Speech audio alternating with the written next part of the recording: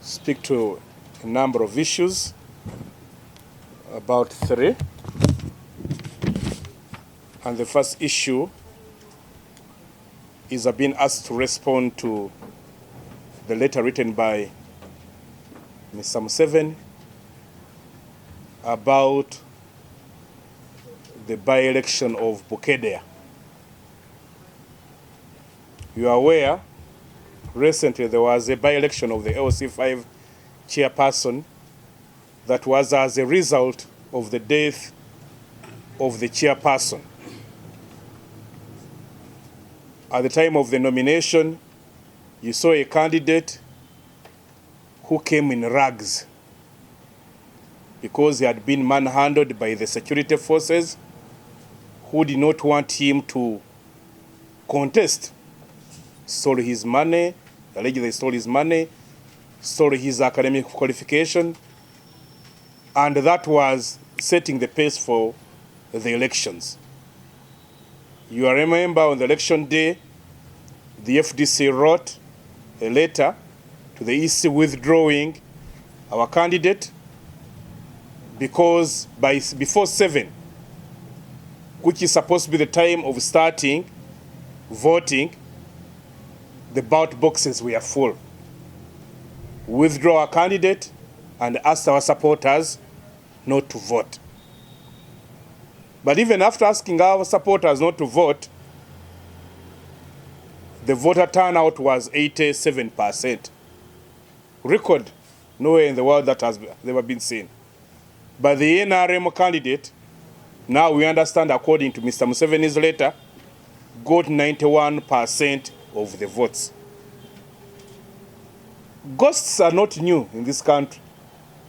You've had ghost teachers, ghost soldiers. So even the dead who were not registered came and voted, of which Mr. Museveni called it a movie. Of course, he did not describe it as a horror movie. You know, horror movies, if you are not strong enough, those are movies you cannot watch. But for us who have been here long, remember Mr. Museveni describing himself as a chameleon who changes color depending on what he wants to achieve. Mr. Museveni wants to appear as if he's green about what has been happening in this country. Vote rigging has been the order of the day since Mr. Museveni appeared on the ballot when he was an incumbent. There was vote rigging in 2001, sorry, in 1996, when he contested with the late Semo Gerere and Mr. Mayanja, where ballot boxes were put in a makeshift booth of a Kavera. And there was a lot about staffing.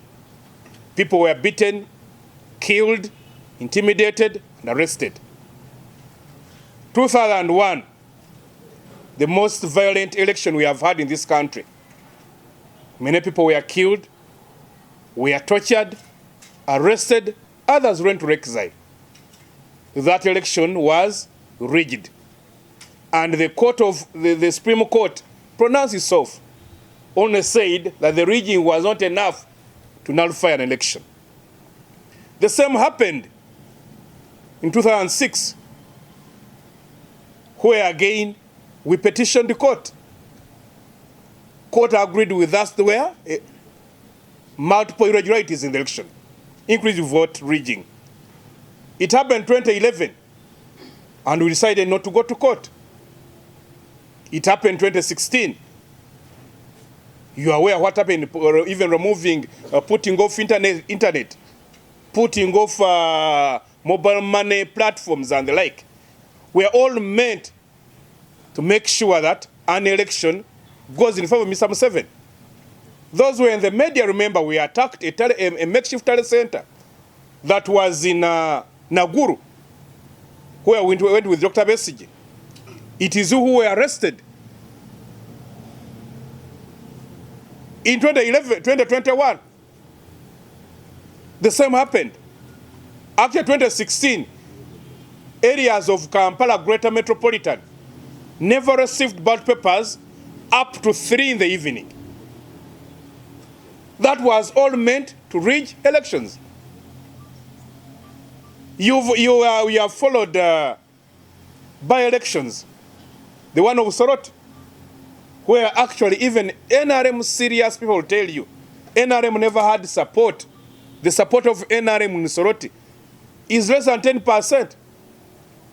They rigged elections, were rounded off supporters and leaders of FDC, about 100 of them, including the party president, pierced car tires, gave out money on polling stations, arrested whoever would question them, broke up rooms. It happened in Omoro, it happened in Serere, it happened in Kasese, it happened in Kayunga, just in Kayunga. So we do not know who Mr. Museveni wants to hoodwink. Because for us who have studied Mr. Museveni as a textbook or as a case study, we know when he says A, he means Z. So now we are trying to interrogate where is the Z. Because Mr. Museveni is not talking about elections. General David Sejusa told us that the elections of 2006, Dr. BESIGYE won that election by 62% of the results. But the results were doctored at Basima House. So in every election, there is a maintenance center and there is a makeshift, a kangaroo talent center. Those who followed Chigundi when he was last chief, people would see him asking, what do I read? Because it meant the results were brought to him were not those that came from the computers of the talent center. We also understand Mr. Museveni has put up a commission of the anti-corruption group, those things of his that he puts on whenever there is some resemblance of a crisis, that all of them he must win. How he wins, God knows. We want to think that Mr. Museveni is playing another game, but in the near future we'll tell you what Museveni was meaning by talking about the rigging in Bukedea. The other point is, you're all aware that the United Kingdom has put up a terror alert warning its people, those coming here and those already here, to mind about their security. We thought that the government of Uganda would pick up that alert and then tell us that they are ready to give us security. But the response from the state, they're downplaying it. But no wonder Uganda has no respect for lives. We lost 50, according to them, in Somalia. According to Al-Shabaab, more than 100. We lost young souls in Kasese, more than 40. But it has been business as usual. In countries where they respect the life of their citizens, you would expect the head of state to go on TV, speak to the people, go on the ground, speak to the bereaved families, and then even put up a day or two for national mourning. We never mourned for the young men who died in Somalia on the adventures of Mr. Museveni. We never mourned the kids who died. So now somebody who has more technology than us, who invests a lot in more security than us, who does not put brothers and sisters and relatives in those forces so that they keep him and they think about their countries all over the world, their things all over the world, he's telling you there could be a problem. We are being told there could be politicking. We are asking those in charge. The best thing would be withdraw all Ugandan forces wherever they are to come and defend the borders of this country. Because the Constitution of Uganda provides that our army, its major role shall be to protect the people of Uganda, their lives and property, and the borders of this country.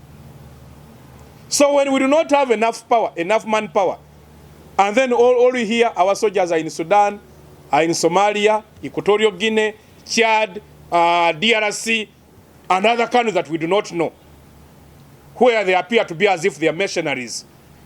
That puts the people of Uganda at a danger. And we have also told them that those adventures they engage in have brought us more enemies than friends. Because all of those that intend to kill the people of Uganda, kill them in revenge of our soldiers being in their countries. So they pick the soft spots, who are the ordinary citizen. So we request and we demand that government brings back our soldiers to come and defend our people. That I've come to address is the issue of the computerized number plates that we are supposed to be introduced on the 1st. Up to today, no statement is out. Of course, some of us were even against the project from the onset. First, we are talking about was encroaching on the privacy of our people. But now again, bringing a foreign company, especially from Russia, that has sanctions from the West, is one of putting up a war with the West. That is a war we cannot manage as a country. And in a country where we are saying, buy Uganda, build Uganda, we have already companies like the one of Wavamuno who have been manufacturing number plates. They have not been given a chance.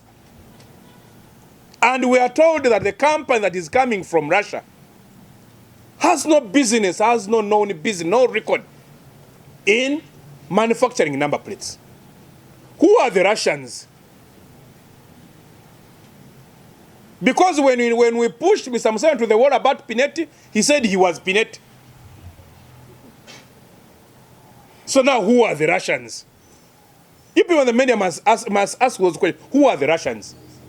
Where you pick a company that has never done a number plate to come and deal in number plates in Uganda when you have already established companies. These companies have been giving us numbers as at an affordable price. But now even the price of 730,000 is very high for anybody to an ordinary man to afford.